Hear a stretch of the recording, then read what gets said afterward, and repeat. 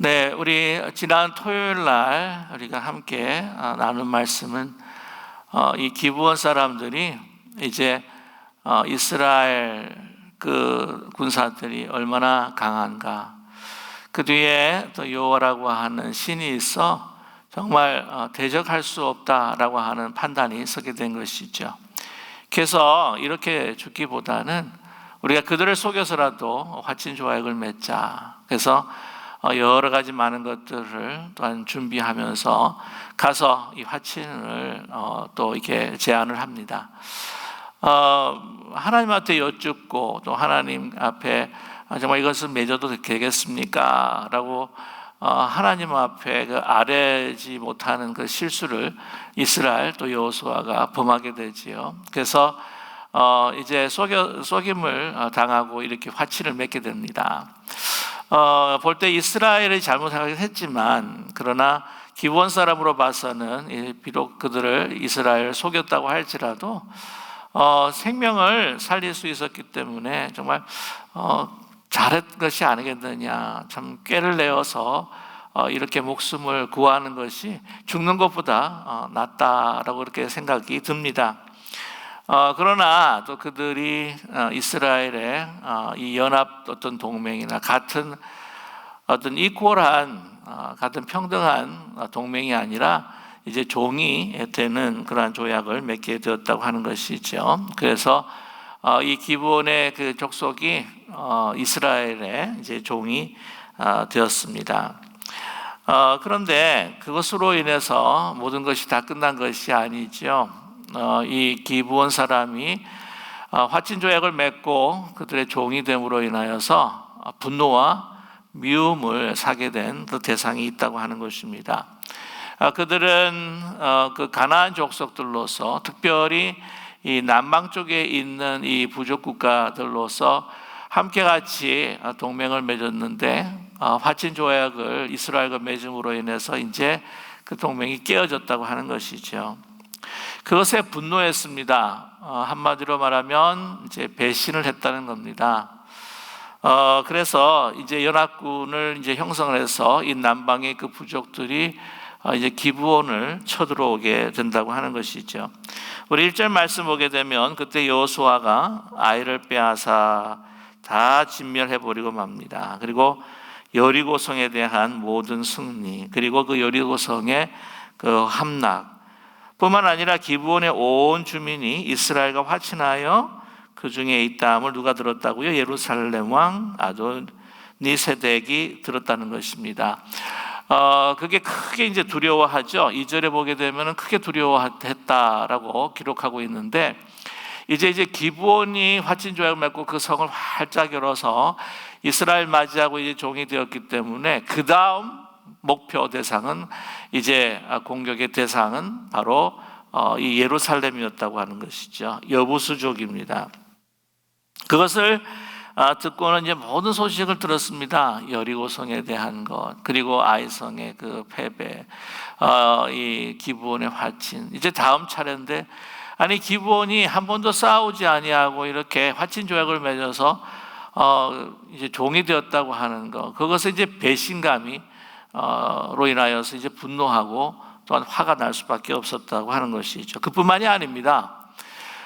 이제 그 동맹을 이미 이전에 맺었던 이 남북 그 부족 국가들에 대해서 사실 소상하게 모든 정보와 또한 그 장단점들과 허약한 점들과 또한 강한 점들을 다 알고 있는 그런 기브온 족속이었다고 하는 것이죠. 그것이 어떻게 됩니까? 이제는 그 모든 정보가, 전략, 이 전술 모든 정보가 이스라엘에게 넘어가게 됩니다. 그랬을 때에 이제 정말 그 남은 그 성들이 이제 패배가 자명하고, 이제 다음 공격의 대상이 될 수밖에 없었던 예루살렘 왕 아도니색이 이 두려워할 수밖에 없다고 하는 것이죠. 여러분 잘 아시겠지만은 이제 전쟁 중에 반역한, 소위 이제 트리즌이라고 그렇게 이야기하죠. 이 반역하는 반역자들은 어떻게 다룹니까? 발각이 되게 되면 바로 처형입니다. 적군의 스파일 뿐만 아니라 특별히 우리 아군 쪽에서 반역자가 생기고 배신자가 생기면 바로 즉결 처형하게 돼 있다고 하는 것이죠. 왜냐하면 그로 인하여서 정말 많은 정보가 새어나갈 수밖에 없기 때문입니다. 또 한 가지 이제 그게 두려워하여서 오늘 이제 보시게 되면은 이 다른 동맹국과 같이 이렇게 이 연합 전선을 이렇게 해서 들어오게 되는데 2절 말씀 보게 되면 크게 두려워하였으니 이는 기브온은 왕도와 같은 큰 성읍이요 성임이요 아이보다 크고 그 사람들은 다 강함이라 라고 이렇게 이야기하고 있습니다. 아이성보다 크다고 그러면 꽤 큰 거예요. 그리고 정말 그 사람들은 다 강함이라, 어떤 번역에서는 용사다라고 이렇게 이야기를 하는데, 이러한 그 성과 이렇게 강한 이 족속들이 그냥 화친을 맺었다. 그러면 이것으로 인해서 어떻게 됩니까? 다른 그 남부에 있는 성들에게 전해지고, 우리도 그러면 그렇게 할 수밖에, 저들이 그렇게 했으니까 우리도 그렇게 할 수밖에 없지 않겠느냐라고 이 다른 성들이 이스라엘 쪽으로 이렇게 넘어갈 우려가 있다고 하는 것이죠. 그렇기 때문에 소위 말하면 일벌백계라고 해가지고는 이 기브온을 함께 쳐가지고는 완전히 이 무너뜨리고 난 다음에 다른 성들이 이스라엘에게 화치를 맺지 않도록 하는 그러한 이 샘플을 만들기 위해서라도 이 기브온을 쳐야 되겠다라고 그렇게 생각을 합니다. 그 이스라엘보다 어쩌면 더 미웠던 것이 아마 기브온이었을 것입니다. 아시겠지만 그 바울 같은 경우에도 정말 그런 바리새인이요 히브리주의 히브리인이요 이 유대 그 지도자들, 근데 유대교에서 보게 되면은 정말 열성당원이었습니다. 그럼에도 불구하고 나중에 예수님을 만나고 그쪽으로 완전히 전환되었을 때에 예수를 따르는 사람으로 전환되어서 이제 복음을 전하고 또한 공회당에서 말씀을 선포할 때에 제일 그 뭐라 그럴까요? 경계의 대상, 적대 대상이라고 한다면 바로 바울이었습니다. 그래서 많은 유대인들이 그를 어떻게 하면 이렇게 죽일까 공격해 왔고 또한 그를 해하려고 했다고 하는 것이죠.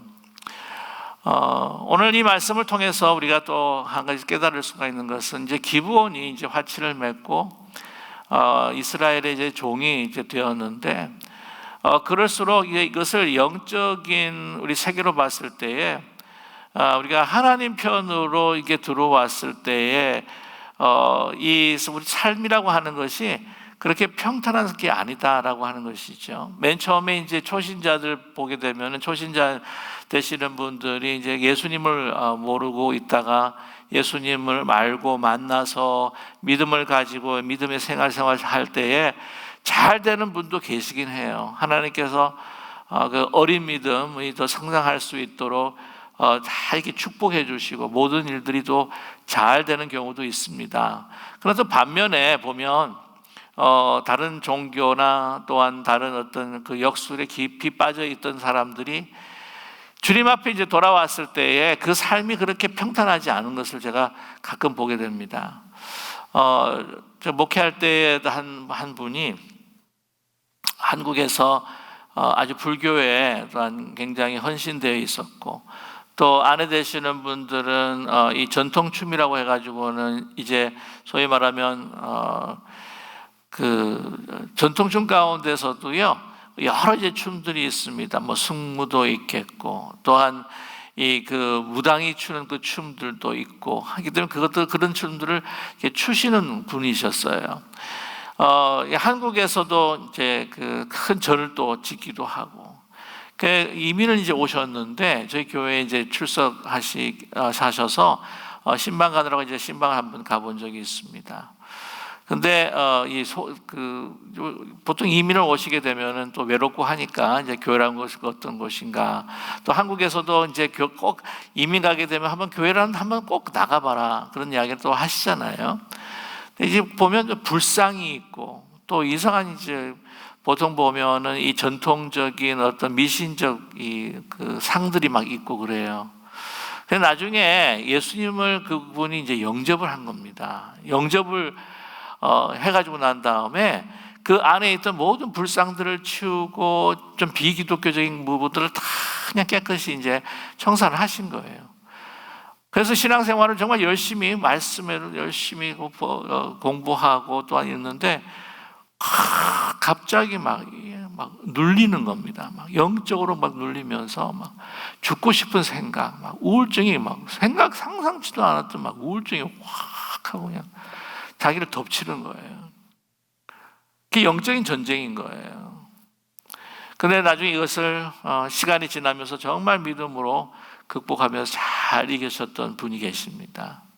근데 이분만의 케이스가 아니라 이렇게 다른 그 종교나 다른 어떤 그 미신적인 토속적인 그 신앙 가운데 이제 있던 분들이 예수님 믿게 되면은 이런 영적인 전쟁이 얼마나 심한지 모른다는 것이죠. 그 귀신이 그 사탄 마귀가 그 싫어한다고 하는 겁니다. 자, 그런 경우를 우리가 또 생각할 수가 있겠죠. 자, 그런데 아무튼 우리 3절 말씀을 보게 되면은 그 예루살렘 왕 아도니색이요, 그 남방이 오늘 이렇게 언급되어 있는 헤브론 왕 호암, 그리고 아므론 왕 비람, 라기스 왕 야비야, 에글론 왕 드빌, 여기 보게 되면 헤브론, 그죠? 아르무, 라기스, 그 다음에 에글론, 그리고 예루살렘, 이 다섯 그 성은요, 이 도시는 다 이 남방에 있습니다. 그러니까 길갈에서부터 여리고 아이는 이제 중부 전선이라고 그렇게 이야기할 수가 있고요. 그리고 기브온 같은 경우에는 거의 이 중부 전선에 가깝긴 하지만 이 남방하고 이게 같이 이제 연합을 했었던 그런 도시입니다. 자, 그 사람들을 다 이제 모으는 것이죠. 4절 말씀에 보게 되면은 내게로 올라 나를 도라, 우리가 기브온을 치자라고 이렇게 이야기합니다. 그 이유는 이스라엘 자손과 더불어서 화친을 했다는 것이, 우리를 배반했다. 그들을 통해서 모든 정부가 세워나갈 거다. 이런 일은 다시는 일어나지 말아야 돼. 이런 다시는 다른 도시에서는 일어나지 말아야 할 것이다. 그래서 이거를 기브온을 먼저 쳐야 된다. 그래가지고 이 이 도시에서 그 연합을 맺어가지고는 이제 왕들이 쫙 하고 이제 올라가게 되는 겁니다. 얼마나 기브온 사람들이 놀랐겠습니까? 글쎄요, 예상을 했을 수도 있겠지만 예상을 하지 못할 가능성도 많았겠죠. 그래서 너무 놀란 나머지 이들하고 이제 어떻게 대항할 수가 없기 때문이죠. 그 나라의 왕들, 그 군사들, 그 연합군들하고 이는 뭐 싸움이 되지가 않는 겁니다. 9절, 6절 말씀 보게 되면 기브온 사람이 길갈 진영에 사람을 보냈죠. 우리를 당신의 종들을 도와주십시오라고 이야기합니다. 뭐 안 도울 수도 있어요. 그러나 화친 조약을 맺었습니다. 이런 이 언약적 관계가 있기 때문에 가서 도와오는 도덕적인 어떤 그 의무 또 책임도 있습니다. 또 한 가지는 뭘까요? 이게 정말 보면 이 하나님의 한 수다라고 이렇게 이야기할 수가 있는 것이, 이제 그 5개 그 도성을 이제 하나하나 소위 공성전이죠. 이 성을 무너뜨리고 그 성 안으로 들어가서 싸워야 하는 그런 정말 에너지가 너무나도 많이 소비가 되는 그 싸움을 해야 하는데, 아니 거기서 다 나와가지고는 이제 한꺼번에 싸우게 된 거예요. 그러니까 얼마나 잘 된 겁니까? 이미 하나님께서 우리에게 승리 주실 것이라고 하는 확신도 있고. 그러니까 이게 보면 기브온하고의 화친이라고 하는 실수를 범했습니다, 이스라엘이. 그럼에도 불구하고 하나님께서는요, 그들의 실수를 전환하시는 하나님이십니다. 그래서 신실하신 하나님이세요. 기브온의 화친을 통하여서 이제 그 5개의 도성의 성문을 열고 그들이 스스로 나와가지고는 이렇게 올라오는 겁니다. 기브온을 향해서. 이제 한꺼번에 쳐가지고 한꺼번에 물리칠 수가 있는 거예요. 그래서 여러분, 저와 여러분 생각할 때 여러 문제가 이제 한꺼번에 이제 생길 때가 있어요. 아니 왜 이러냐 할 정도로 말이죠. 그러나 이 한꺼번에 문제가 생겼을 때는 한꺼번에 하나님께서 다 해결해 주실 것이다 라고 하는 믿음을 가지고 담대해질 수 있는 우리 모두가 되기를 간절히 소망합니다. 오늘 말씀 보시면요, 여호수아 7절입니다. 여호수아가 모든 군사와 용사와 더불어서 이제 길갈에서 이제 올라가게 되죠. 자, 그때입니다. 8절. 그때에 여호와께서 여호수아에게 이르시되, 여러분 이 부분은 우리가 영상을 통해서 기도회를 드리고 있지만 저와 함께 따라서 우리 8절 말씀은 너무나도 중요한 말씀이기 때문에 같이 한번 함께 봉독하겠습니다. 그때 여호와께서 여호수아에게 이르시되 그들을 두려워하지 말라. 내가 그들을 내 손에 넘겨주었으니 그들 중에서 한 사람도 너를 당할 자 없으리라 하신지라. 이제 올라가는 길입니다. 올라가는 길에 하나님께서 다시 한번 약속의 말씀을 주셨던 것이죠. 두려워하지 말라. 물론 하나님께서 우리를 이기게 해주실 것이다 라고 하는 믿음은 좀 있었겠지만, 그것을 믿음으로 올라갔겠지만, 그래도 5개 부족이 올라와가지고 연합군으로 올라오게 되니까 이게 수적으로도 아마 대단히 많았을 거겠죠. 그러니까 아무래도 좀 마음에 거림직한 것들이 아마 있을 겁니다. 비록 믿음의 사람 여호수아였음에도 불구하고 다시 한번 하나님께서 용기를 주시는 거예요. 그래서 우리가 여러분 일상에 우리가 살아가면서 항상 들어야 할 것은 무엇입니까? 하나님의 말씀이라는 것이죠. 하나님의 말씀을 우리가 정말 하루라도 빠짐없이 묵상을 해야 되는 이유가 바로 여기에 있습니다. 하나님의 말씀은 우리로 하여금 믿음과 용기를 주시고, 정말 그 믿음과 용기를 통해서 나중에 우리가 함께 나누시겠지만 우리에게 정말 최선을 다할 수 있는 열정을 주세요. 열정을. 그리고 우리가 할 수 있는 그 일들의 그 한계를 넘어서서 하나님께서 하시는 일을 우리로 하여금 보게 하십니다. 놀라운 사실이죠. 자, 보세요. 내가 그들을 내 손에 넘겨주었으니 그들 중에서 한 사람도 너를 당할 자 없으리라 하신지라. 이미 승리했다. 이미 게임은 끝났다. 내 손에 이미 넘겨주었다. 당할 자가 없다. 여러분, 우리가 분명히 확신하게 믿어야 되는 건 무엇이냐면, 우리는 이미 이긴 전쟁을 싸우고 있다고 하는 것을 잊지 않는 우리 모두가 되기를 원합니다. 하나님께서 승리하셨다고 하는 것을 우리가 보러 가는 거예요. 싸우는 것은. 깊이 한번 생각해 보시게 되면 예수 그리스도의 부활은 어떤 의미입니까? 사단 권세 이미 다 개부셨다.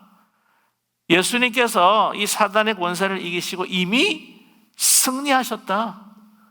그 예수 그리스도의 부활의 그 승리를 우리는 믿음으로 받는 것이 아닙니까? 그 믿음으로 그 부활을 믿을 때에 이미 취하신 그 승리를 우리가 누리게 된다고 하는 것을 여러분, 우리가 믿고 기쁨과 마음의 평안을 누리고 살아가시는 우리 모두가 되기를 원합니다. 이미 승리하셨어요. 영적 전쟁에서 사단과의 싸움, 이 세상과의 싸움 두려워할 필요가 없습니다. 이미 예수 그리스도께서 부활을 통해서 승리를 우리에게 주셨습니다. 최종 승리는 우리의 것입니다. 그 믿음이 우리가 흔들릴 때가 있다고 하는 것이죠. 믿음이 흔들리게 되면 용기가 없어지고 열정이 사라지게 됩니다. 과연 이것이 가능할까라고 하는 생각과 의혹과 의심 속에서 우리는 또 좌절할 수 있는 또한 그러한 실수를 범하게 되지요. 자, 9절입니다. 여호수아가 길갈에서 밤새도록 올라가 갑자기 그들에게 이릅니다. 자, 한번 보세요. 여호수아가 이제 그 말씀을 이제 듣습니다. 막 계속 보면 아주 게릴라전처럼 급습을 하는 거예요. 그쪽에 오늘 정확하게 나와 있지 않지만 그쪽에 이 적대 그 연합군의 상대방의 숫자가 아마 더 많았을 것 같다는 생각이 드는데요. 그렇기 때문에 이 이스라엘 군사들은요 갑자기 급습을 하는 겁니다. 오늘 말씀 보게 되면 밤새도록 올라갔다는 거예요. 여러분, 밤새도록 올라간다고 하는 것, 이거 두 가지가 필요하다고 저는 이렇게 믿습니다. 하나는 마음의 열정이고요, 하나는 기본적인 체력입니다. 밤새도록 올라가서 전쟁을 벌이는 거예요. 이거 체력이 없으면 안 된다는 거죠. 자, 하나님께서 너희 손에 넘겨줬다, 확실히 믿음입니다. 이 믿음이 딱 이렇게 들어오게 되면은 정말 우리는 할 수 있다, 아니 이미 우리는 승리했다라고 하는 이러한 용기, 또한 이러한 확신 속에서 열정을 가지게 되는 거예요. 막 그냥 에너지가 쏟게 되는데, 뭐 아시잖아요. 이거 될까 안 될까 하면 벌써 힘 빠지는 겁니다.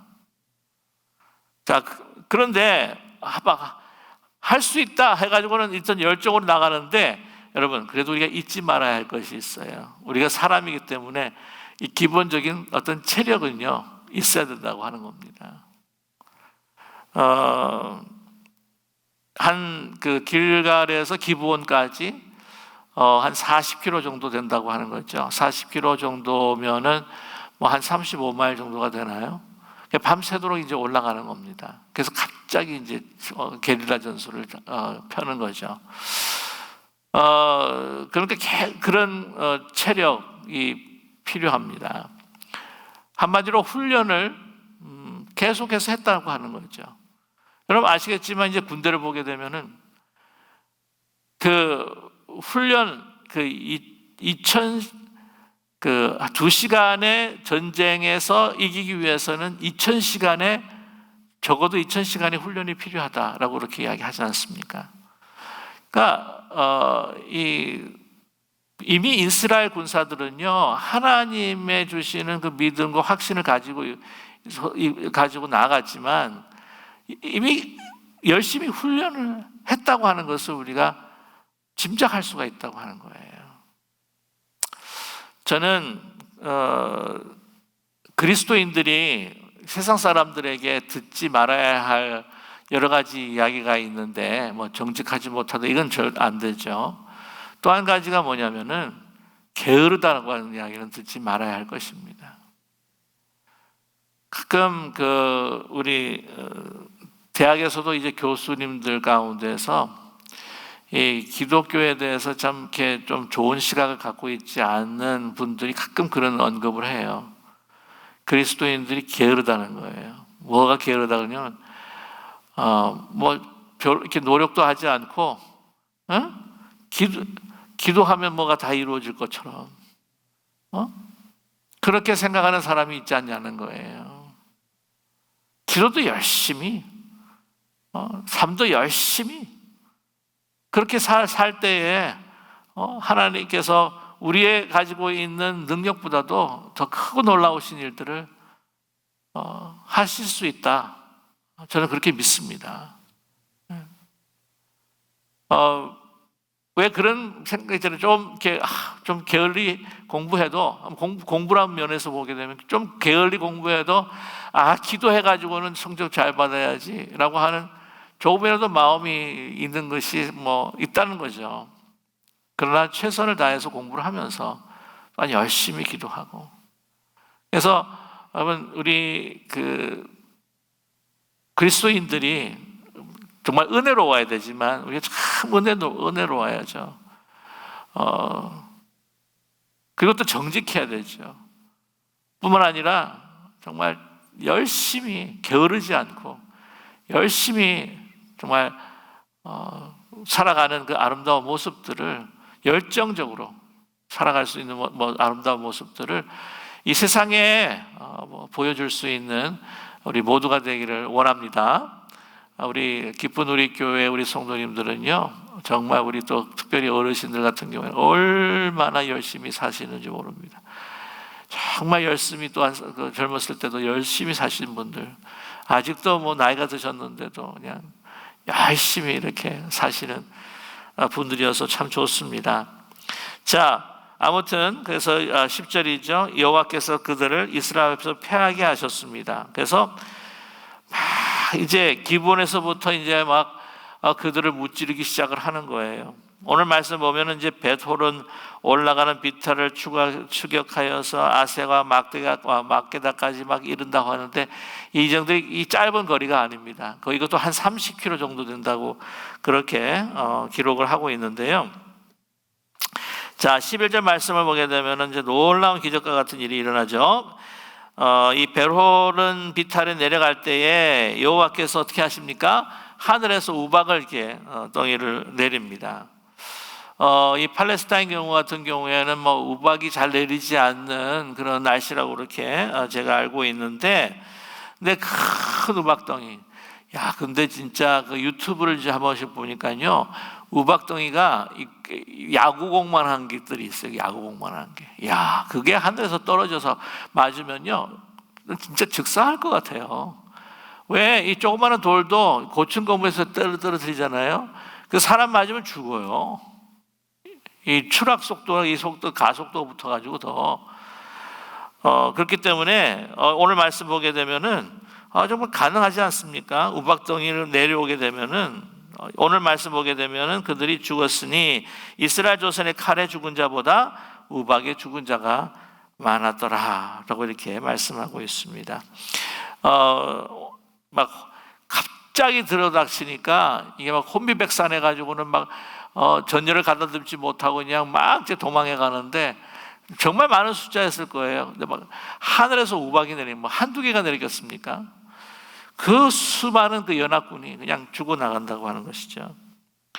자, 그 다음에 오늘 말씀 보게 되면요, 진짜 놀라운 일이 일어납니다. 12절에 여호와께서 아모리 사람을 이스라엘 자손에게 넘겨주시던 날에 여호수아가 여호와께 아릅니다. 이스라엘 목전에서 이르되 태양아 너는 기브온 위에 머무르라. 달아 너도 야일론 골짜기에서 그리할지어다 하며. 이거 대단한 확신이 아닙니까? 이건 엄청난 용기가 아닙니까? 아니 어떻게 이렇게 기도할 수 있을까라는 생각이 듭니다. 이렇게 막 그런데 보게 되면은요, 우박에서 죽어가는, 칼에 맞아서 죽는 사람들. 이제 근데 하나님 말씀대로 이게 다 진멸을 해야 되는 거예요. 시간이 없는 겁니다. 시간이 지금. 우리가 열심히 막 보람 있게 살아갈 때 어떤 생각이 들죠? 야, 하루 24시간이 48시간이 되면 얼마나 좋겠는가. 그런 생각 들지 않습니까? 이러한 그 상황 가운데서 시간이 필요한 거예요. 그러니까 막 안 되니까 막 하나님한테 뭐냐, 소위 말하면 미사일 기도라고 하죠. 이렇게 팍 쏘아 올리는 거. 막 쏘아 올립니다. 어떻게 올립니까? 정말 태양아 넌 기브온에 머무라. 달아 야일론 골짜기에 그리할지어다. 이게 선포예요. 태양을 향해서 그리고 달을 향해서 선포하는 겁니다. 믿음을 가지고. 자, 그런데 정말 놀라운 건 태양이 머물러요. 달이 멈춥니다. 13절 말씀을 보게 되면은 태양이 머물고 달이 멈추기를 백성이 그 대적의 원수를 갚기까지 하였느니라. 야살의 책에 태양이 중천에 머물러서 거의 종일토록 속히 내려가지 아니했다고 기록되지 아니하였느냐. 자, 보세요. 이 사건이 얼마나 놀라운 사건이냐면 여러분 홍해 갈라지는 것도 굉장히 엄청난 사건입니다. 그죠? 근데 뭐 홍해도 갈라지만 물 갈라지는 거는 요단강도 갈라져요. 조금 작은 사이즈긴 하지만 나중에 엘리야사가 이렇게 탁 하고 이렇게 치니까 엘리야의 옷을 가지고 치니까 이렇게 막 갈라지는 경우도 있었고. 근데 이거는 어떤 겁니까? 한 지구 아래에 있는 한 지역에서 일어난 사건이에요. 그런데 오늘 말씀 보게 되면 태양이 머무는 겁니다. 달이 멈추는 거예요. 이거는 이 태양계, 이 우주적인 사건입니다. 스케일이 달라요. 기적의 스케일이 다릅니다.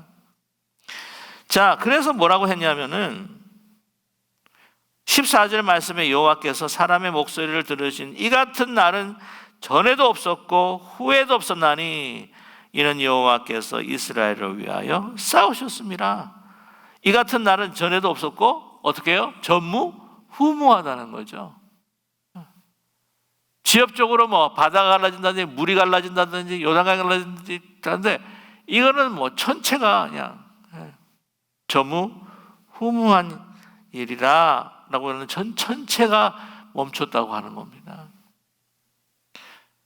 여러분, 오늘 말씀 가운데 여호와께서 사람의 목소리를 들으신 이 같은 날, 여러분 기도의 날이죠. 기도하는, 하나님께 부르짖고 선포하는 그러한 목소리를 여러분 들어 응답하여 주시는 하나님이시라고 하는 것을 믿는 우리 모두가 되기를 간절히 원합니다. 이런 일이 과연 일어날 수 있을까? 그래가지고 사람들이요 이것에 대해서 여러 가지로 해석을 합니다.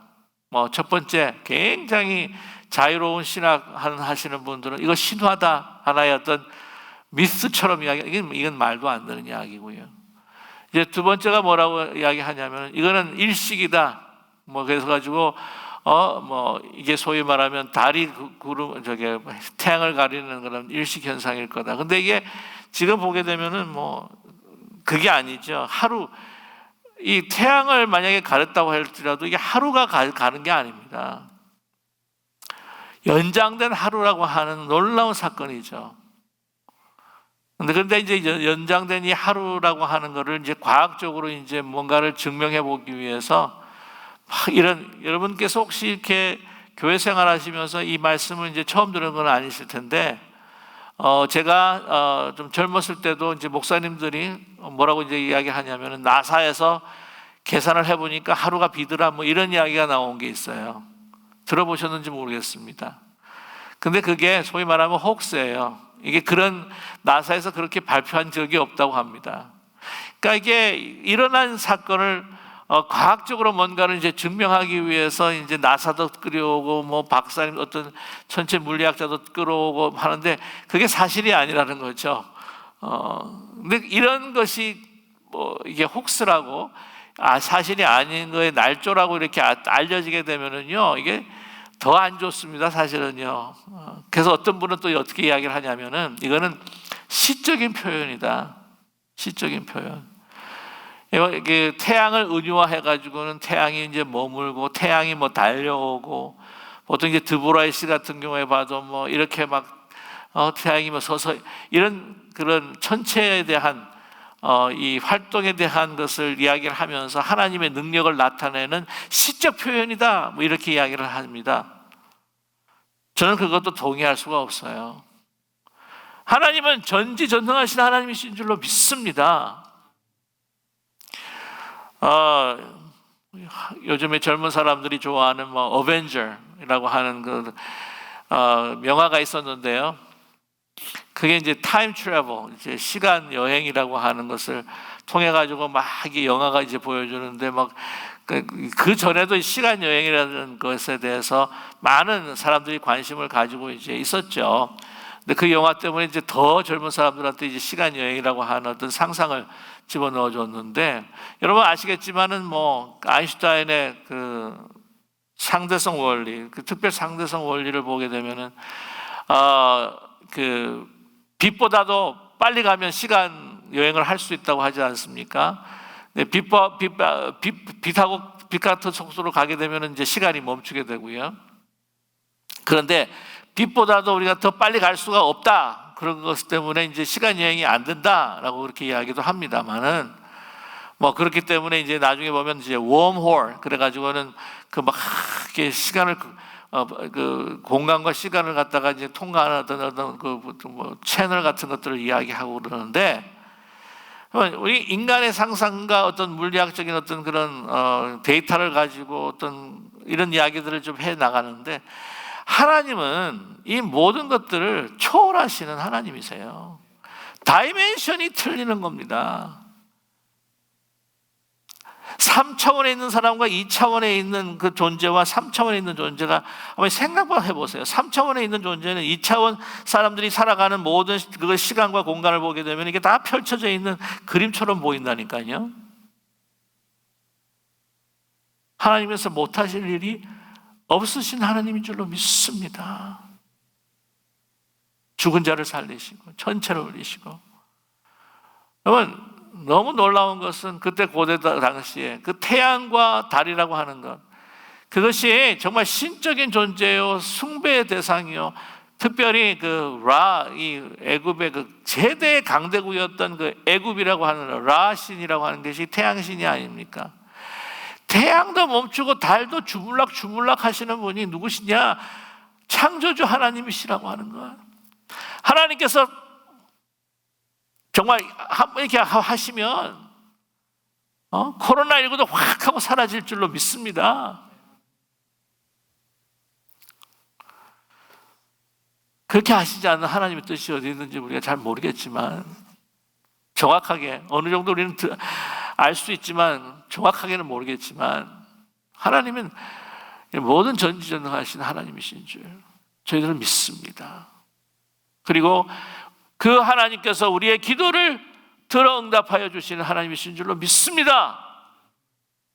그 하나님을 우리가 믿고, 저와 여러분, 마음을 크게 열고 입을 크게 열어서 하나님의 크신 역사들을 보기 위해서 크게 선포할 수 있는 우리 믿음의 식구, 우리 기쁜 우리 교회 성도님 되시기를 간절히 소망합니다. 천체를 쥐었다 놨다 하시는 하나님, 그 하나님이 우리의 아버지십니다. 세상이 두려워하는, 사단도 두려워하는 존재가 다 누구입니까? 바로 우리 하나님의 자녀라고 하는 사실을 여러분 잊지 않고, 여러분 오늘 하루도 어떤 것에도 굴하지 않고 두려워하지 아니하고 정말 승리하며 이 주신 승리를 선포하며 놀라운 하나님의 기적과 같은 일들을 목도하실 수 있는 저와 여러분 되시기를 주님의 이름으로 간절히 축원합니다.